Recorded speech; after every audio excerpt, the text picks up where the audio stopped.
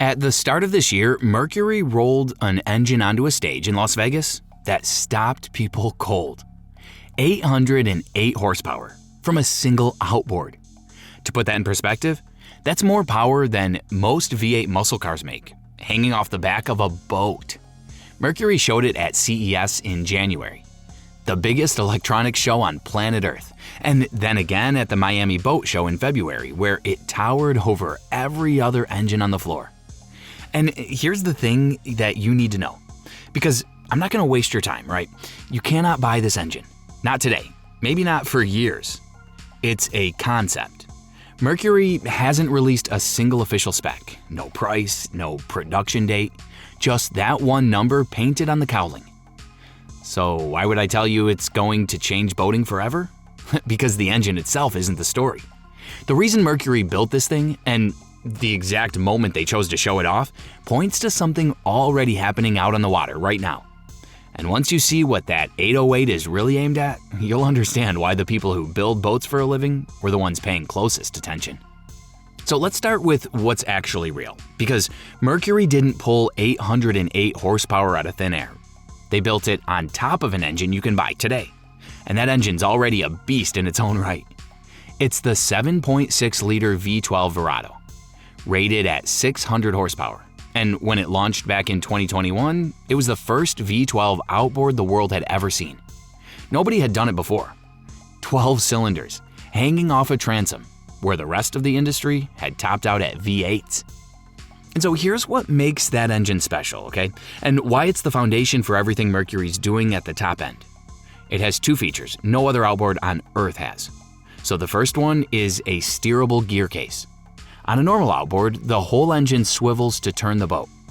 On the V12, the big power head up top stays perfectly still, and only the lower unit down in the water rotates up to 45 degrees. And that does two things at once, right? It lets you pack these engines closer together on the transom, and it sharpens up the handling. And the second feature is a 2-speed automatic transmission, which Mercury developed with a company called ZF Marine. That's an outboard with actual gears, like a car has. It launches a heavy boat in a low first gear for grunt, then shifts up to a taller second gear for cruising. And Mercury tuned it so well that you can barely feel the shift happen. That engine runs you somewhere around $77,000 to $85,000 per engine. And it weighs over 1,200 pounds dry, which is a real consideration that we'll come back to. So when Mercury says they've got a concept making 800 horsepower, understand they're not starting from a blank page. They're taking that proven V12 block and, based on everything the industry expects, they're adding forced induction, a supercharger. That's the path from 600 up past 800. And there's plenty of headroom to do it, because car makers already pull more than 1,000 horsepower out of V12s this same size using twin turbos. So the engineering isn't science fiction. The 808 is Mercury saying out loud and in public that they know exactly how to get there and that nobody else is anywhere close. And so now here's the part that explains why any of this matters, right? And it has nothing to do with rich guys racing each other across a bay. So for most of boating history, there was a hard ceiling. If you wanted a boat much over 45 feet, you ran diesel inboards. Big, heavy engines buried down inside the hull, connected to shafts and running gear, with all the maintenance headaches that come with it. Outboards simply couldn't make enough power to move a boat that size, so the entire big boat world belonged to diesel by default. That was just the way it was. That ceiling is cracking, and the V12 is the thing pushing up through it. Right now, about 4 out of 5 new powerboats sold in America are powered by outboards. Stern drives are fading away.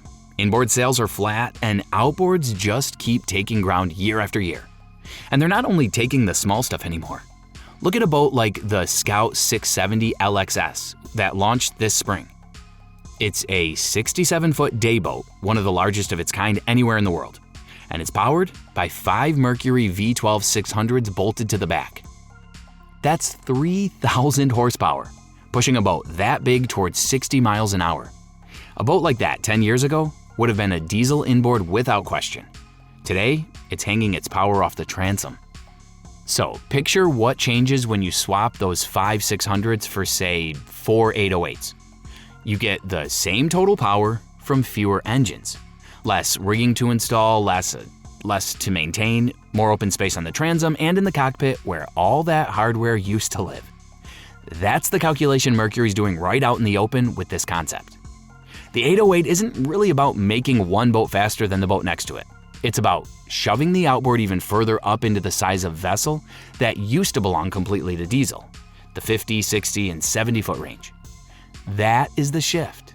That's the part that actually changes boating. And the important thing to understand here is that it's already happening, right? The 808 just drags the whole direction out into the daylight where you can't miss it. And there's a second piece to why builders care, and it comes down to money over the life of the boat. A diesel inboard setup is expensive to maintain and a pain to service, because the engines sit deep inside the hull where a mechanic has to climb down to reach anything. When something goes wrong, the boat often has to come out of the water. Outboards change the economics of that completely. They hang off the back where a technician can walk right up to them, and there's a whole culture now, especially up in the big boat world, of leasing the engines for a few years and then swapping them out for fresh ones while they're still under warranty. You keep the latest technology, you keep the coverage, and you never get stuck nursing a worn-out power plant. When you stack a row of outboards against a pair of diesel inboards on a 60-foot boat, the numbers start to favor the outboards in ways they never used to.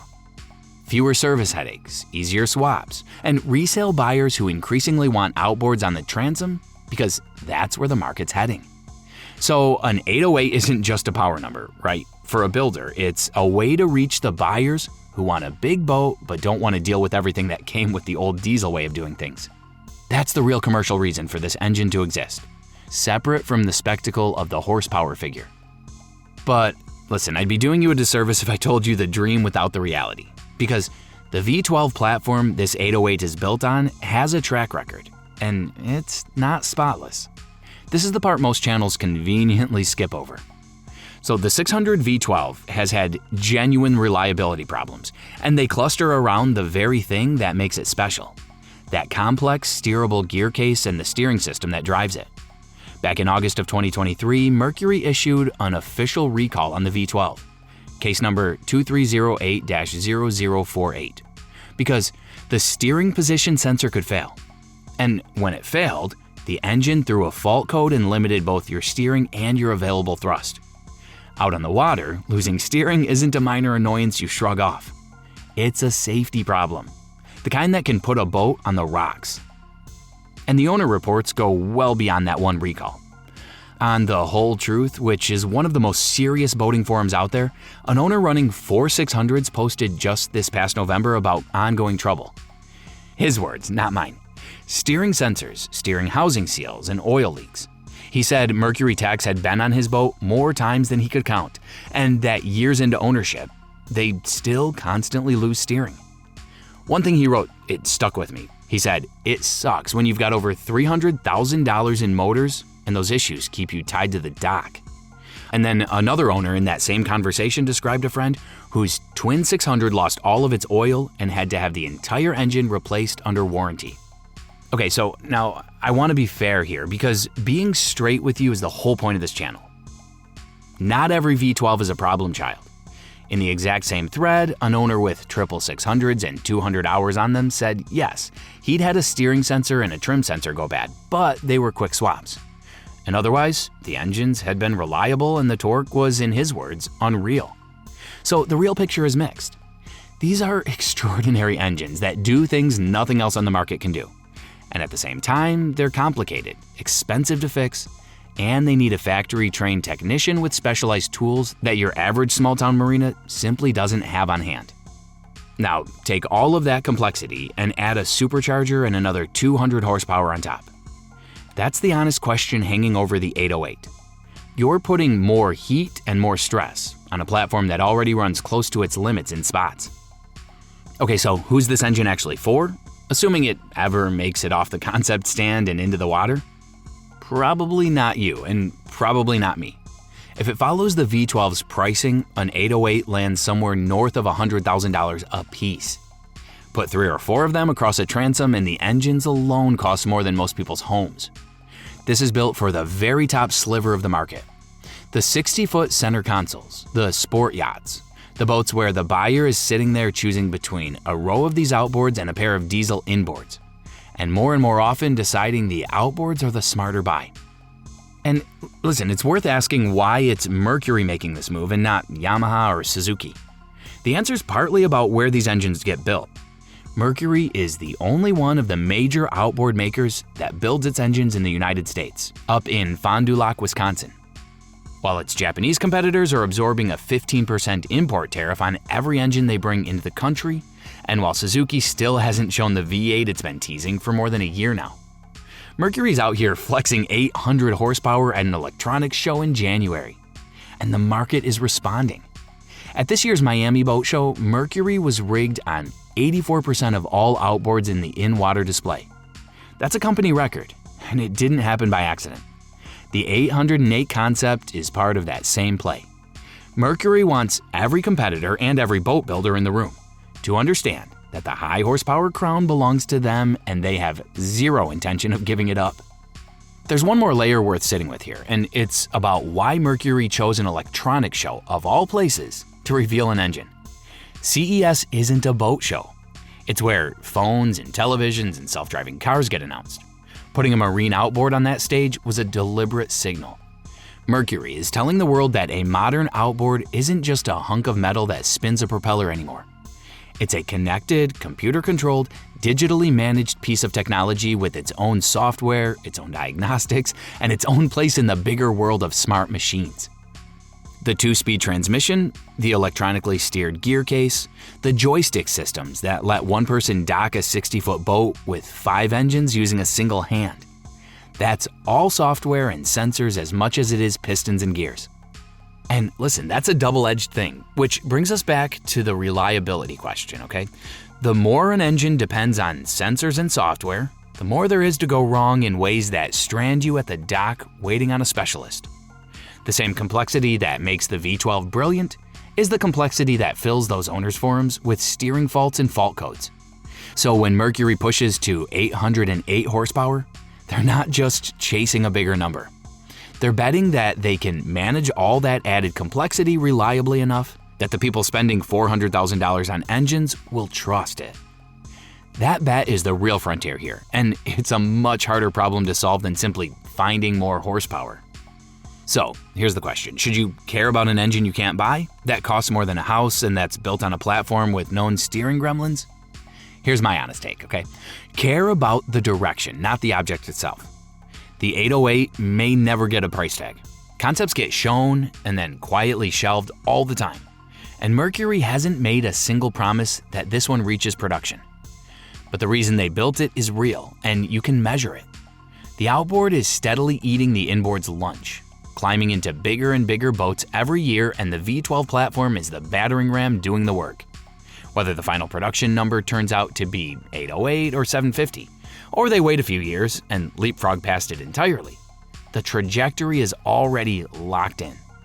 And if you're shopping in the normal world, in the 200 to 400 horsepower range, where actual boats get bought and sold, here's what this means for you specifically, okay? The technology Mercury proves out at the very top tends to trickle down over time.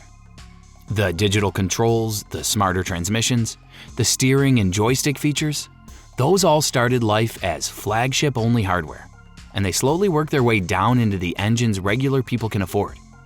The 808 is the halo at the top of the mountain. The actual benefit to most boaters shows up years later, in the mid-range engines that quietly inherit the lessons. So, keep an eye on the next Miami Boat Show, because that's where Mercury will tip its hand. If the 808 shows up a third time with a price and a production date finally attached to it, then the diesel inboard just lost its last real stronghold on the big boat market. And if it quietly disappears instead, it'll have already done its job by telling every competitor and every builder exactly where this whole industry is heading.